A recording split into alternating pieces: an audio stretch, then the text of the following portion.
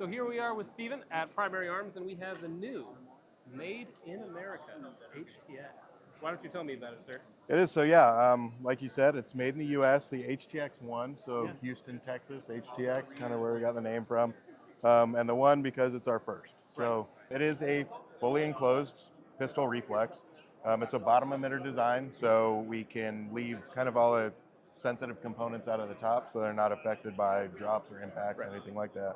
Runs off a CR2032 battery that is side-loaded, and it is not footprint specific, which is kind of one of the big things about it. So we're running a chassis system in there, so a traditional plate system will just adapt to a specific footprint for whatever dot you're putting it on. The chassis actually adapts the dot to whatever footprint you're trying to fit it into. Sure.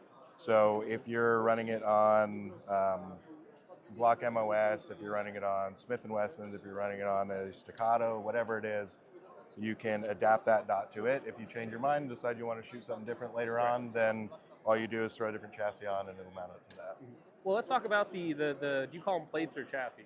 Chassis. Okay, well, so talking about the chassis for a second, it is very unique because you have two screws going in from the side, Yep. which is going to help with that, and then you also have two screws going in from the front. So not only is it more screws than any other optic, but it's also from multiple directions, right? Yeah, you're getting them in from the side, so you're running fastening hardware through two different axes on the dot itself, and that does two things. First of all, it kind of pulls the dot back into the chassis and locks it in, so it's removing it and putting it back on, though you don't have to, you can, and it's extremely repeatable. But then it also mains up all the recoil mitigation surfaces that are in there. Second thing is it distributes load over the entire body. So Right, so you don't get like hot spots, like literally just where it's screwed down in like two places on the right, because then you have one screw slightly tighter than the other. That's the one that's going to pop first. Or if you're on like an second one lets RMR go. Glock, you have one screw that's not in the same depth, and so Yeah, you've got to make room for that raceway for the ejectors plunger, and it's by doing this system, we don't have to add any depth, we don't have to change any of that stuff, and we can actually use the right kind of mounting sequence. So a lot of times you're mounting an RMR to a gun, you're putting a steel screw into an aluminum optic into a steel slide. Right. So under recoil, the aluminum's what's going to move, and that's going to give the head of that screw the opportunity to shift and turn and back itself out. Something like that. Yeah. Whereas with this, we're putting a steel screw into a steel chassis into an aluminum body. Okay. So that steel on steel, that all stays rigid and solid, doesn't move. And then we're also not putting any shear force into those screws either. The way that the body mounts up to that chassis, there's a bunch of little interfaces and so they kind of like lock into each other. So those it's like a recoil piece. box. Yep, exactly. But it's in multiple directions, so side to side as well as forward and backwards. So any shock that goes into the optic goes into the chassis and into the slide.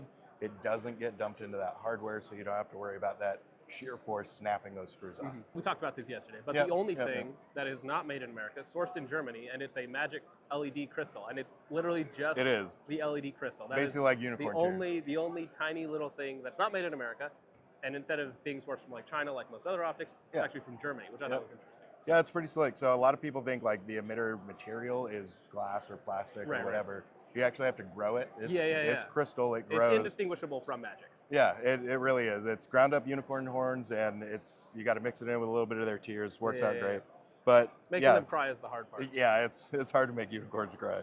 When you cut their horn off, it usually is like a 2-for-1. That's dark. So let's talk about reticle options. The standard 4MOA dot. And then we also have, of course, the Vulcan reticle, which you guys have had on, I think all of your pistol dots. Yeah, we've introduced them originally in the co-branded stuff we did with House, like the 507, the 509. Then we had them in our RS15. We've got them in our new RMR footprint RS15 now as well. And now we also have it in our HTX-1. So in the HTX, it's a little bit different. The outer circle is 140 MOA or 240 MOA as opposed to the 250. That's basically a focal length thing. Right, because we have like 3 panes of glass in there, so the actual like distance between the emitters is like very short. Yeah, the focal length on this is super short. So that was one of the design challenges when we were making it. Because it's so short, it's hard to get the emitter, especially that Vulcan, to resolve correctly without turning into like an oval or having the target image super distorted. Right, So there's actually a doublet in the front. So the first lens is what we're using to reflect the element or the emitter off of. And then we have a corrective element behind that that's flattening the image back out. So you don't get any of that target distortion. You get a really sharp, clean reticle. Sweet. And now let's talk about glass quality. It's actually made in America glass, which is fairly novel as well. Yeah. Low light performance, pretty good, I imagine? Yeah, low light's amazing. The transparency of the glass, the hue, all that stuff. We don't get these, I've looked at or anything like that. It's available now. And what is the price tiers that we're looking at, MSRP? MSRP on these, you're looking at $749 for the Vulcan variant and $699 for the dot variant. So street price is going to be considerably lower than that, but yeah, that's where MSRP is sitting. We're right in line with all the premium. Well, right. I mean, like the Trijicon RMR HD is like just south of $800, something like that. So I mean, it's in the top tier of red dots or pistol dots, but it's not out of the, especially for an American-made dot. Yeah, I mean the first response we get off of that was like, well, the glass is an American. Like, actually, it is. Yeah. So it was, setting up that supply chain and figuring out how we were going to build it. And you can't just set up one supply chain because then all your eggs in one basket. Right. So we had to set up 2 consecutive supply chains so we could make sure we had backups for machine shops and anodizers and things like that. The glass was no exception. We had to do the same thing with that. So we had to find 2 glass suppliers, people that knew what they were doing with glass. And then because the way we're building these lenses and the requirements we have for it is so unique, we had to learn and teach each other at the same time. So we went through 30 different variants of lenses. I was going to say, I imagine that is a very in-depth process to get the actual manufacturing capability here.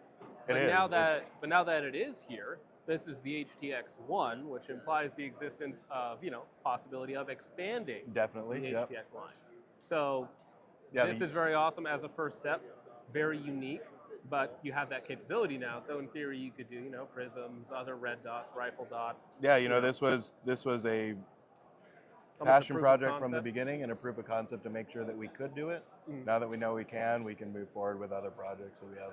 Do you know when originally you guys were like, hey, we're going to make a pistol dot in the U.S.? Just over 3 years ago. Okay. Yeah. That's actually not bad. That's not a bad turnaround. Just over 3 years ago, which, if you go from concept to product release, it's faster than a lot of things. Fast, so, especially when you have no background in manufacturing at all. Like you have to bring in the people, you have to have the facility. We bought a new building, moved the entire optics division into that building in preparation for this. So we started building out clean rooms and inspection areas, assembly areas, just getting all that infrastructure set up before we even started designing parts and doing all that was a job in and of itself. Right, yeah, 100%.